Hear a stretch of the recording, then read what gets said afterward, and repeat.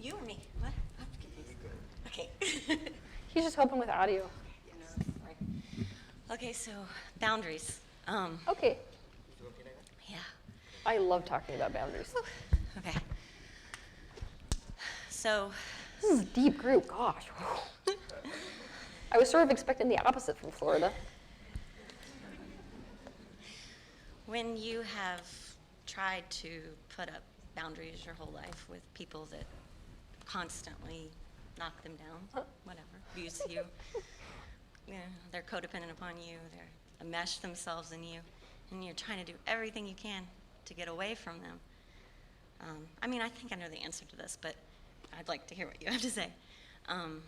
As far as enmeshment and codependence goes, what's your process in trying to, I guess, The one you just saw is the best one, yeah, okay, by far. yeah. But speak specifically to it. What is it about the codependency that's bugging you the most? Okay, well, back to the mother thing, so we all got that here, you know. My mom has extreme needs that have been unmet. Okay. And so therefore she overcompensates everything. She smothers me. She's on top of me every second of the day, and it enrages me. So it's an incoming boundary violation. Yeah. And that's all it's ever been. Like, my dad is very, very angry, and he's been physically abusive, and then my mom, it's the emotional stuff, and then I've had sexual abuse. So it's constantly like, So you made a don't good- matter, you don't matter, Yeah. you don't matter. You made a good choice too, then, I see. So right now my biggest issue is my family, and I'm having to kind of teach them with my behavior. And but my mom enrages me the most, Yeah. because she's so lonely, and obviously she's passed on all those needs to me to solve. I don't really know how to comfort her in her neediness while I'm trying to meet my own needs. You shouldn't. Okay. Yeah. I tell her, like, I'm busy right now. Stop texting me 1,000 times. Stop calling me, you know. Sometimes I block her for a certain amount of time before then it's, okay, you can come back for a little bit. Bye-bye. You know. So, yeah, and they're all wary of me right now because I've done a lot of crazy stuff in the past. And, I mean, let's see, a year and a half ago, 2 years ago, I went under 12 rounds of ECT, and have had serious depression my whole life and done a lot of crazy shit. And so they don't trust me, which I understand. So I'm Wait. having to prove to them that they can trust me to be normal or stable or whatever. Let's do a reversal. They don't trust me. Reverse that. I on don't yourself. trust them, or I don't trust myself. I don't trust me. Yeah, That's why you're really trying to prove yourself. yeah. I'm starting to trust myself more. I'm here. Yeah. Yeah. Why don't you trust yourself? Because my emotions were so intense, and I was always told that I was wrong. Like, from a very little girl, when we were talking about you saying, fuck you, you know, I said that as a child. I said, you're an asshole. And I ran outside and hid behind the fence after that, you know, because they're bigger than you. They don't respond real well to that, so. I would suspect not. Yeah, but so, you know, I was mimicking their behavior, and when I did it back to them, it was, you're not allowed to do that. You're an awful little girl. Yeah. So. So are you experiencing higher levels of self-trust as a result of being with your emotions? Mm-hmm. Yeah, definitely. Stand up. Okay, remember that little thing we did earlier? Same thing, right? So let's say, here I am again. This is why the self-help industry has destroyed your life. Basically, we care so much about feeling better that we have taught ourselves to abandon ourselves. So this is what happens. Let's say in the real time right now, that splitting can happen even right now. So let's say we're the same person, and right now we're having, give us an emotion. Anxiety? Is that an emotion? Okay, yeah. Okay, let's say right now we're feeling anxiety, and I'm like, I can't feel that. What can I do to feel differently? Might be excitement. I know they're close. Let's start with anxiety. Okay, anxiety, and I'm not allowed to feel anxiety because why? Because I have to show up to this workshop, right? Where Teal's gonna look at me and think I'm ridiculous. So what can I do to like decrease my level of anxiety? Maybe I pop a pill, maybe I do whatever I can to think positive thoughts, right? But I'm giving myself the message that I have to feel differently. So let's say that I've decided happiness is in this direction. I go, okay, let's go towards happiness, let's feel better. See what I just did? Most of the self-help industry techniques are going to teach you how to split from yourself. They actually create worse fractions within the being because they don't teach you how to be present with the emotion that you actually feel. Now, pretend that every time that I jump out of my emotions and try to feel better, I abandon myself, which is what I just did. Can you see how I just did that? I just abandoned myself in this moment. How the hell am I supposed to trust me if I keep doing that? This is the real reason we don't trust ourselves. We don't have an advocate. We can't even trust ourselves to stay with ourselves through these negative emotions. So, how do we build self-trust? Stay with it. All right, I'm going to unconditionally be with my anxiety. Even that makes anxiety go, mm-hmm. Let's talk about anxiety for a minute. Anxiety, we can rearrange those letters to say any exit. That's really what we're doing when we're feeling anxious. Any exit.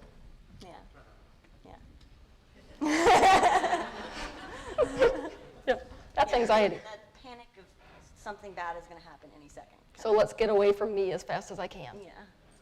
And then you go, you feel the same panic that the little kid does being abandoned by a mother. Mm-hmm. Yeah.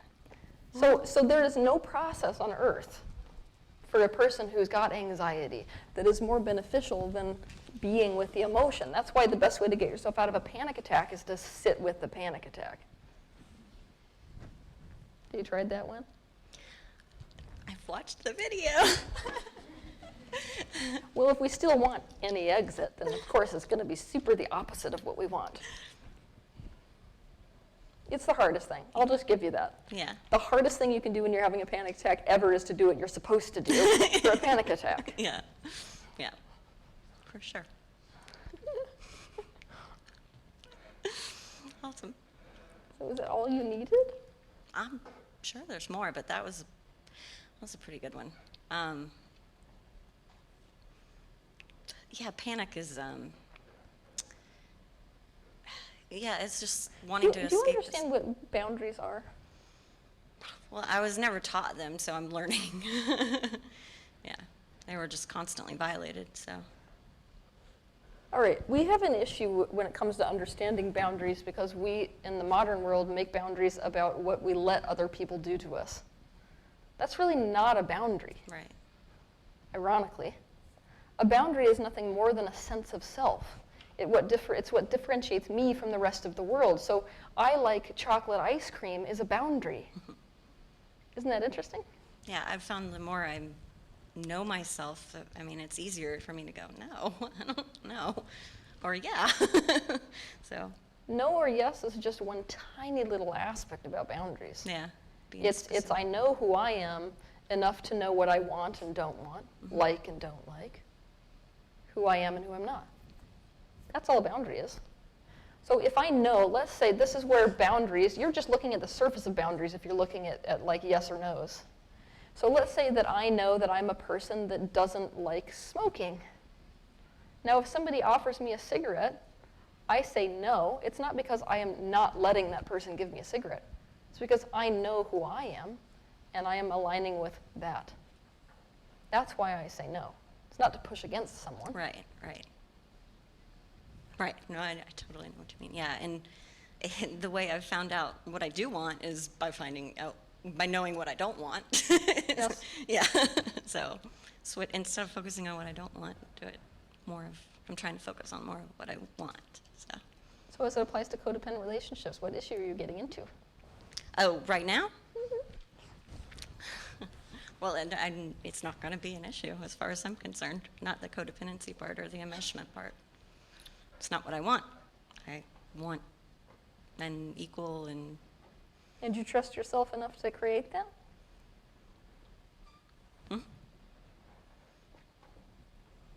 Can I suggest something? Mm-hmm. I think you're a person who copes with optimism, Yeah. and you're doing it right now. We can use optimism either to serve us or to hurt us.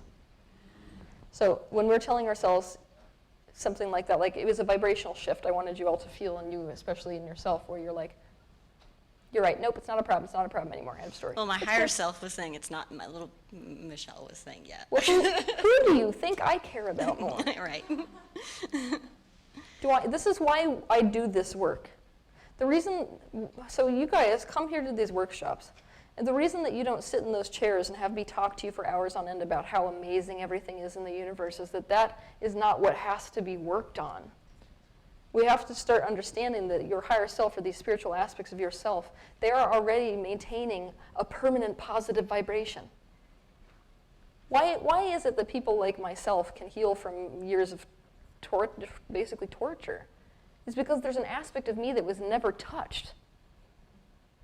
So you have to touch it yourself. No, I mean, like, when people harm you, the non-physical aspect of yourself doesn't get touched. That's why I don't actually believe in spiritual injury.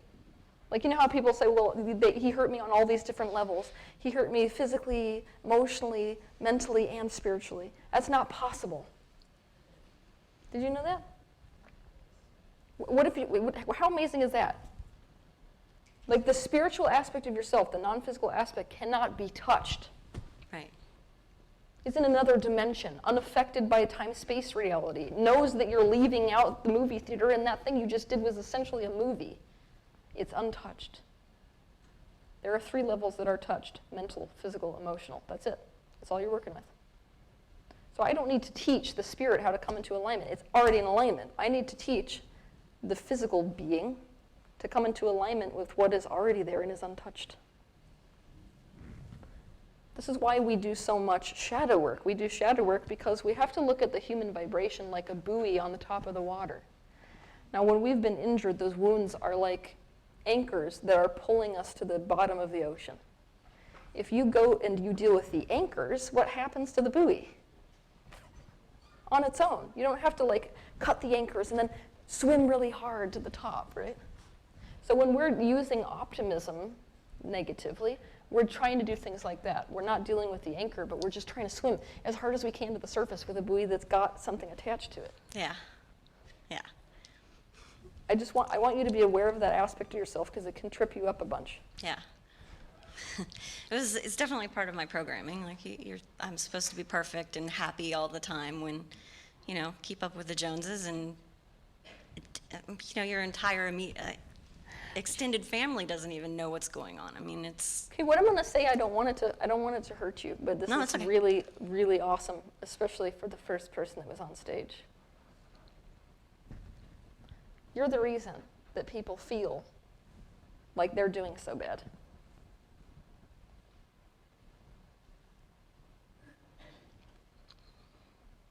Do you see why? because I'm resisting them. No, it's because somebody like the first. Say, let's go with the woman that was up here on stage to begin with. Now she's saying, why is everyone else coping better than I can? Like it just seems like they're just doing so much better, and I'm not. It's because people really aren't doing better. They're just able to do what you're able to do, which is because my parents raised me a certain way. See, and I'm not saying this about you so you can feel bad about doing that. Oh, I'm no, saying this is exactly how it works. Yeah. Parents teach you it's not okay to ever show those types of emotions. You have to always be good, always be positive, positive, positive, positive, fine. People ask you how you are and you go, I'm great, how are you? Perfect example of someone that can do that. Yeah. But I want you to watch this. Do you see? This is the reality, is that most people come to see me at my house with all these issues, even though externally they seem fine and super functional. I'm so far from functional. But it doesn't seem that way to the rest of us, does it? Because you can sit on stage and be, you're right, it's not a problem. It's done.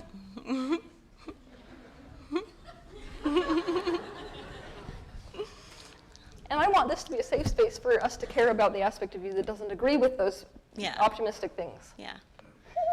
Yeah, there's the gap there, yeah, for sure. Do you know what core belief that would be linked to? I mean, like, I don't even know what my question was right then. Got me kind of, yeah. I care more about the aspect of you that doesn't feel like that's true. Right, right. And those are the people that need to be your best friends, kind of thing. Yeah.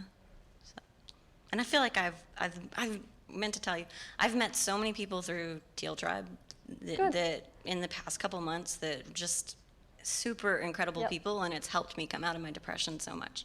They're my favorite. Yeah. Yeah. Yeah, I liked, well, of course I would feel that way, but I really like Tealers, like, so much I cannot even tell you. Sometimes when I'm walking around and I feel that depth to someone, I'm like, that's a Tealer, they just don't know it yet. Yeah. Well, I do have to ask you a question since I'm up here with you. It was a few weeks ago, I had a conversation with you. I was sitting at my friend's house, and it was like you were right there, could hear your voice. And what we were talking about was really, it was more the feeling put behind it. And it was like the most real conversation without you sitting right there. And I was just wondering, I mean, is that my higher self projecting your voice and your image into, or were you actually there? In certain circumstances, yes, but in that circumstance, I actually was there. Okay. Cool. So before you get off stage, I want to explain something. Do you remember how I basically just did that whole thing where I said, look at her, this is exactly the reason, right, that people feel like they're doing so bad? The same is true for you. This is one of the reasons why you can't trust yourself. Repeat that. Okay, one of the reasons that you can't trust yourself is because there is a split between the way you really feel and the way that Right. you want to feel. Right. And so instead of, I made a spectacle of you basically because I want you to realize how painful that is. You are also her. Right. I mean, like there's an aspect of you that feels just like her right now. Right, right. Every time you say something like real optimistic and positive, that's saying, well, that's not true for me. Like, why am I such a mess up?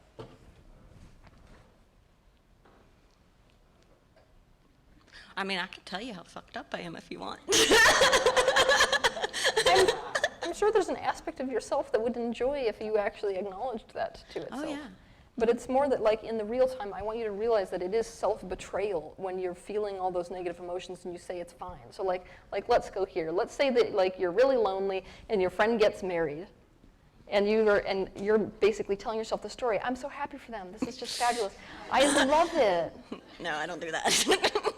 Well, if you do, you are hurting yourself immensely because the aspect of you that feels jealous and feels like I never get anything good is like now abandoned by you in that moment. I'm getting better. We already know. Okay, let's just go over it. We already know there's an aspect of us that knows we're all one and that is happy for everyone else's happiness. That's not the aspect that needs attention. Right. Yeah. Do you feel picked on? No, not at all. Okay, good. I feel very loved. Okay.